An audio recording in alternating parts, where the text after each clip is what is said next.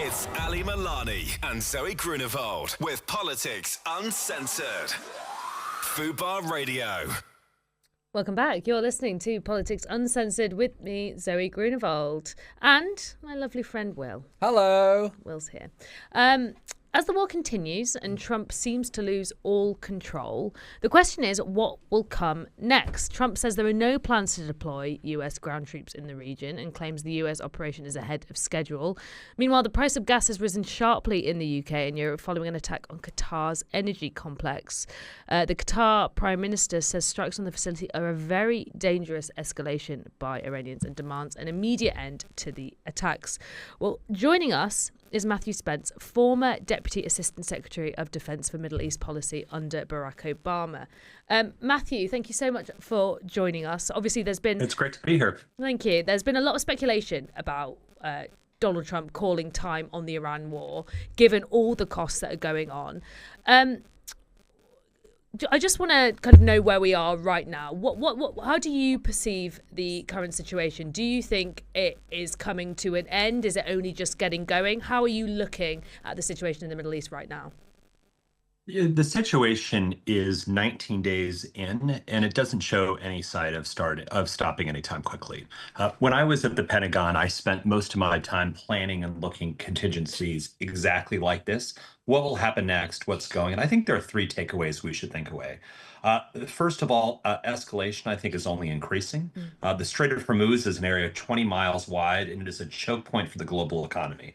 Iran knows that and is using asymmetric war to get there.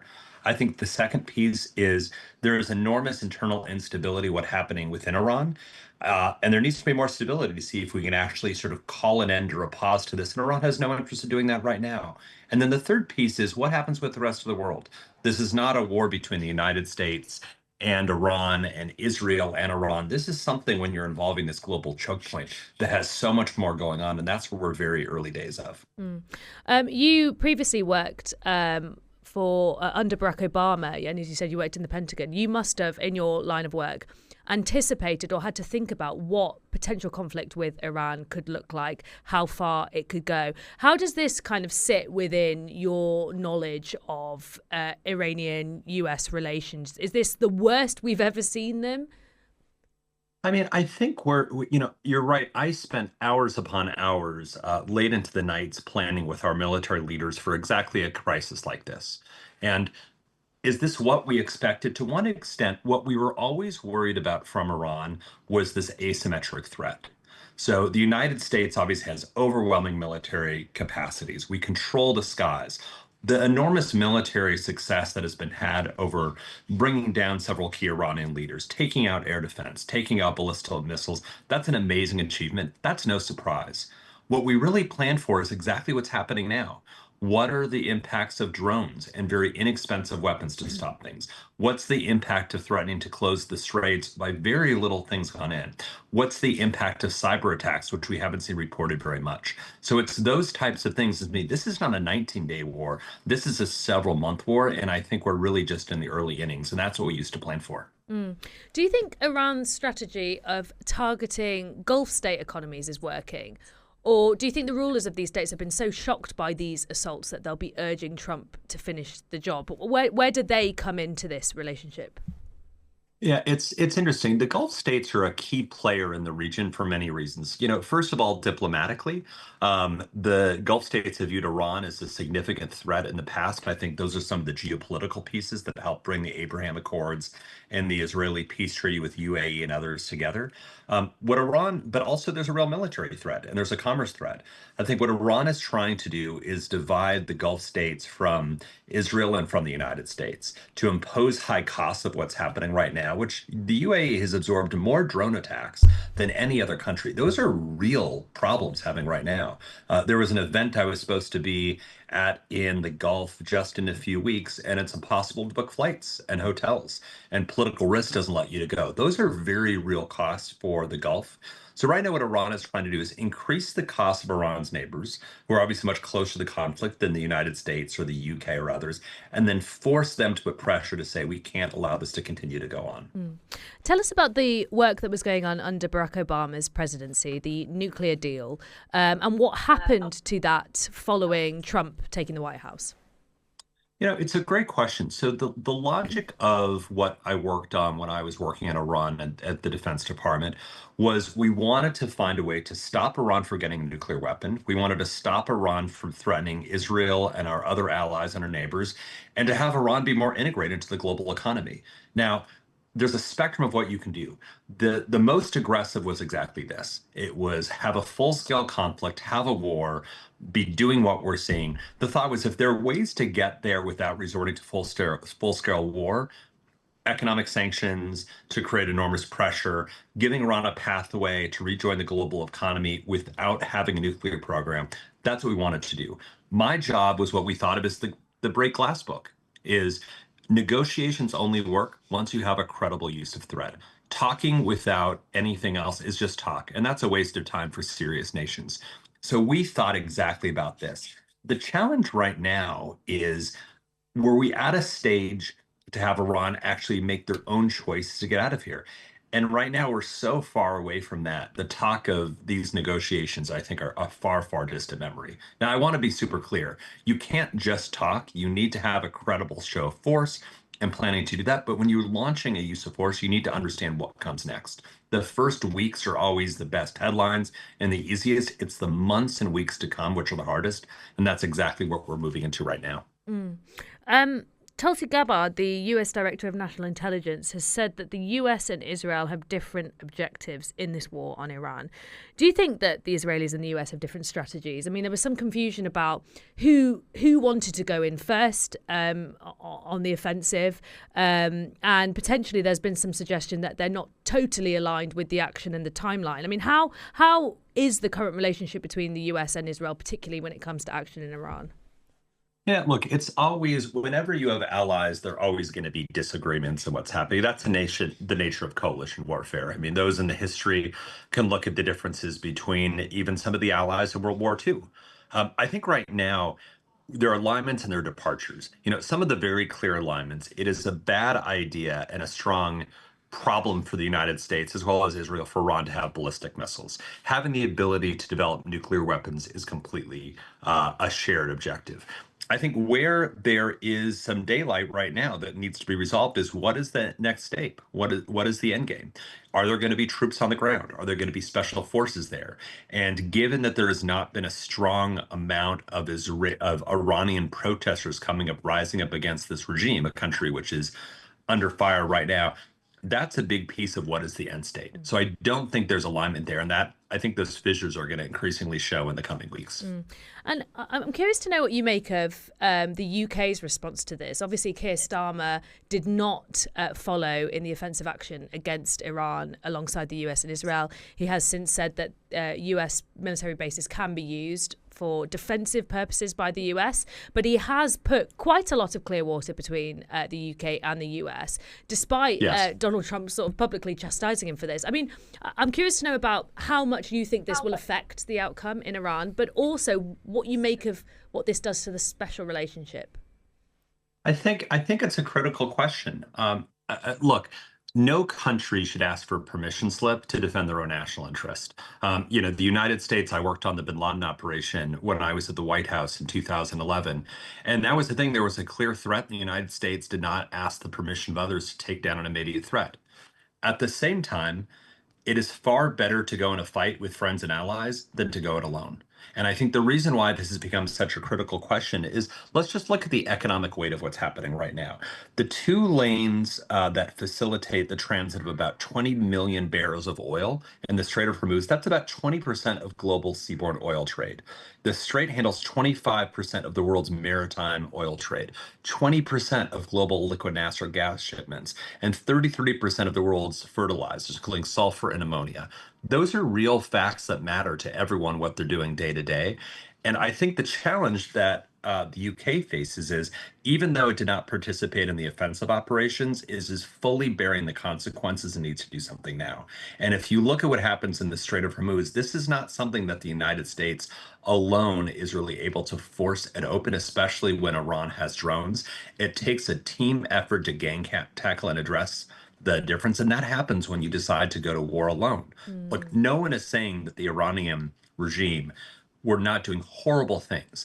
The Iranian regime, where the supreme leader was killed, has the bloods of hundreds of American and British service members on their hands for what they did in Iraq.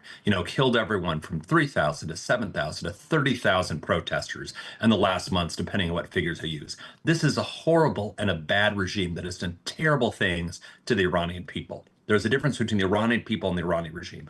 All that is very true. The question is, what is the best way you approach neutralizing this terrible, despotic, dictator-like regime? And when you do it alone, you are not taking into account what you need to do right now. So it's no surprise this happened now. And now we're trying to figure out what's next. And it's very difficult to suddenly ask others to help you when you haven't done the work to get there. What do you make of Donald Trump's psychology here? Because as you say, this is an incredibly difficult task for the US with all its military might and influence to take on by itself. And it clearly didn't get the reaction it thought it might do from its European allies. Now, Donald Trump can throw his weight around and, talk about the future of NATO and put out these thinly veiled threats about the special relationship and the security of Europe.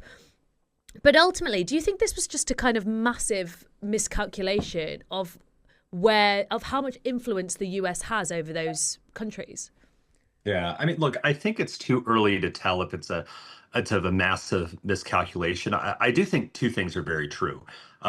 First, the military victory and the military achievements on the battlefield is obviously the first part and the thing that we should expect to go very well.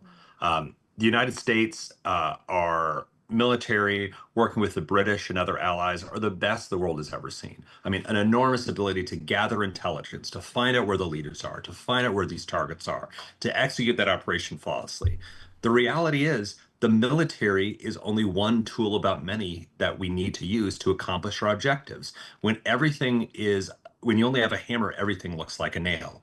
For anyone who thought the outcome in Iran would be like the outcome in Venezuela, completely doesn't understand the region and doesn't understand how this power works. So I think it's exactly right to think that you can't overnight try to build a coalition for something you've started. It takes time.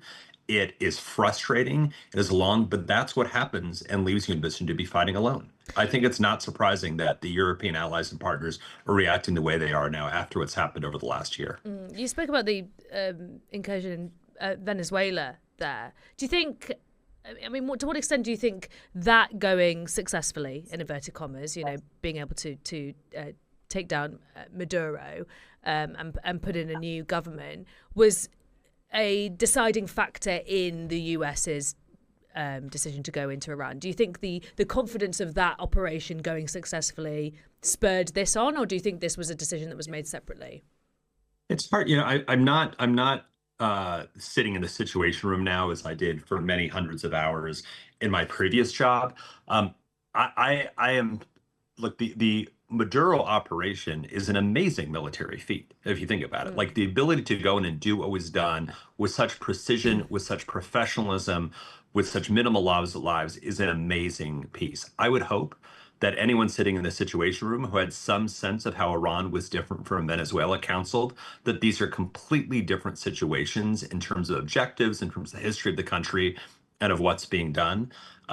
The question that I would really have that I think we should all be thinking about right now is, gas prices are going up, as oil prices are going up, as natural gas prices and everything else to continue to increase. What was thought about what would happen here? What is happening now is not surprising at all.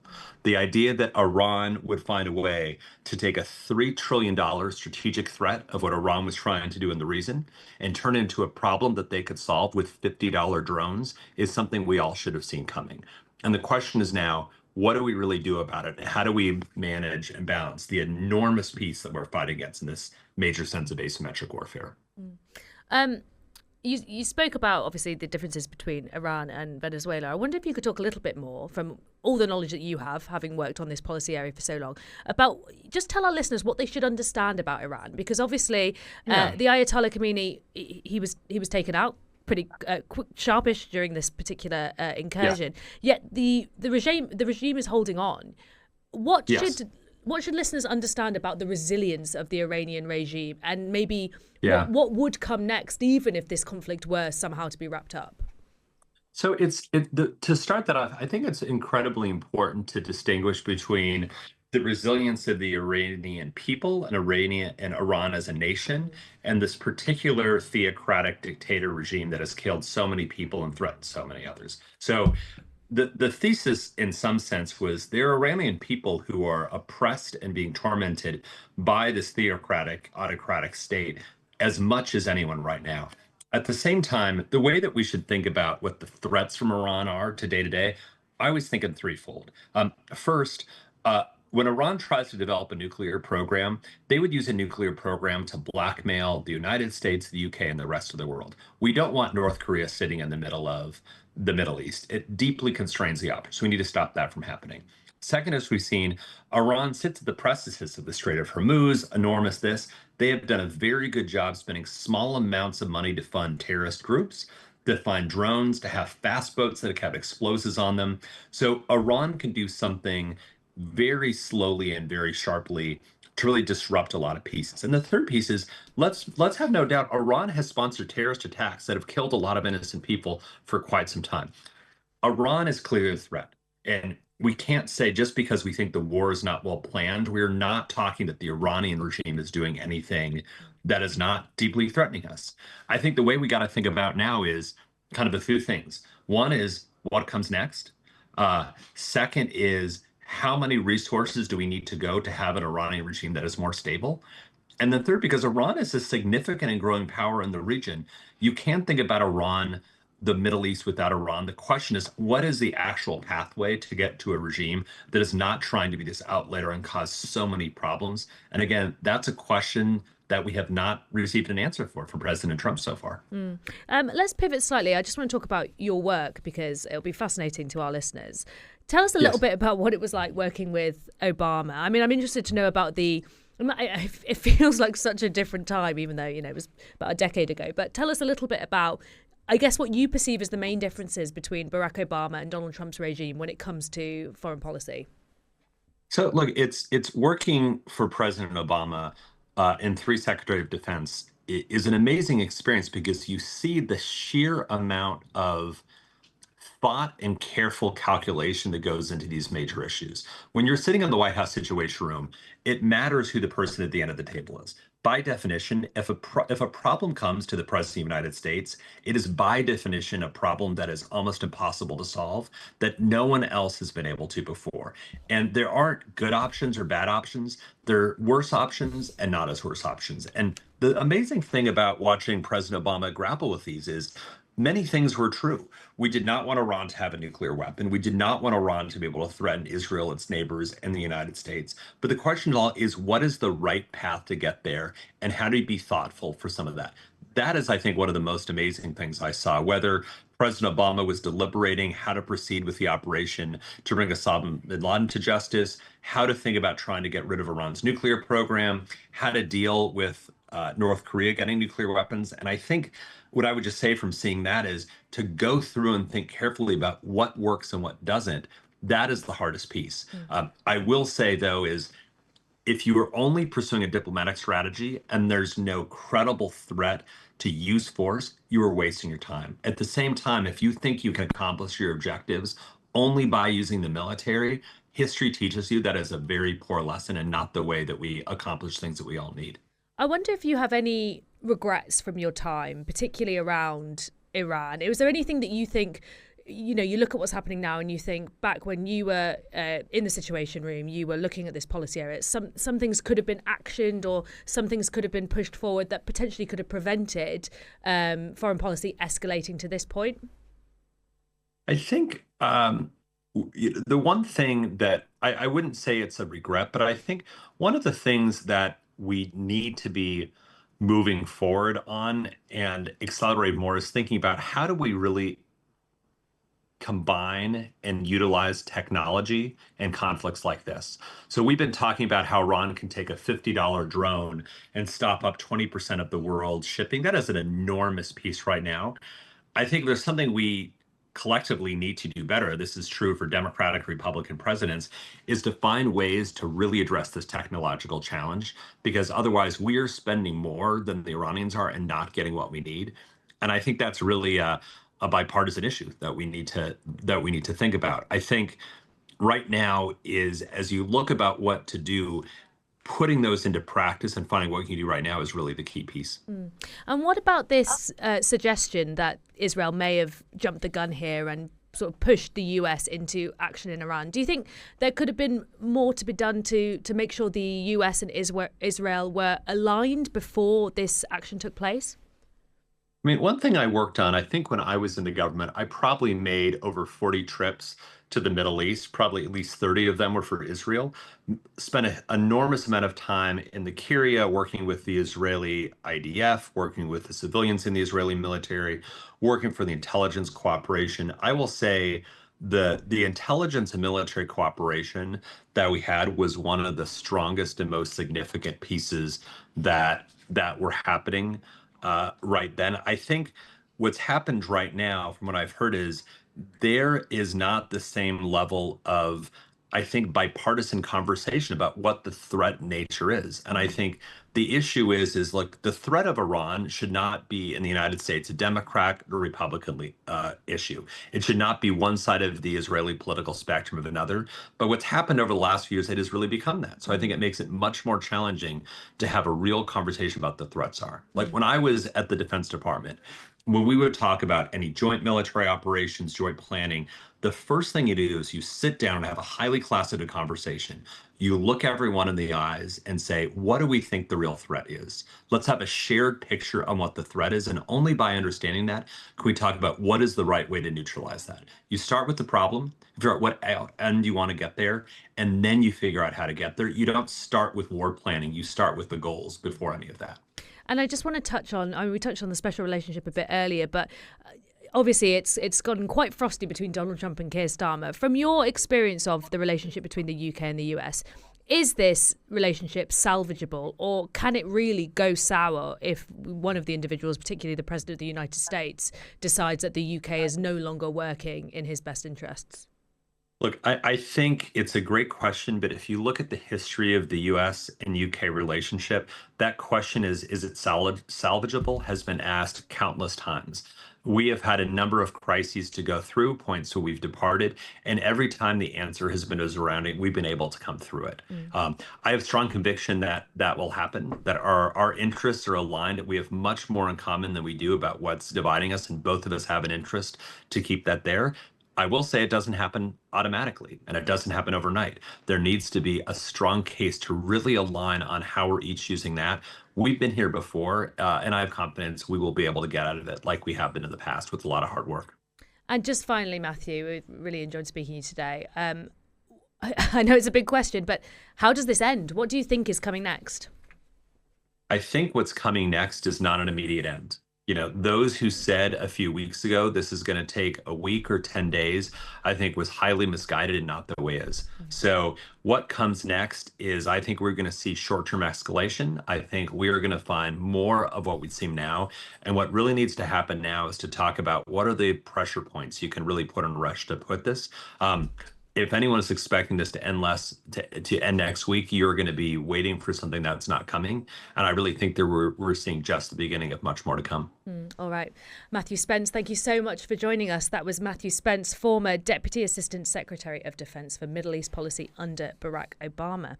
And that is it from Politics Uncensored today. Will, thank you so much for joining me. That was pretty crucial there. You were keeping me afloat there, so I appreciate that. That's good.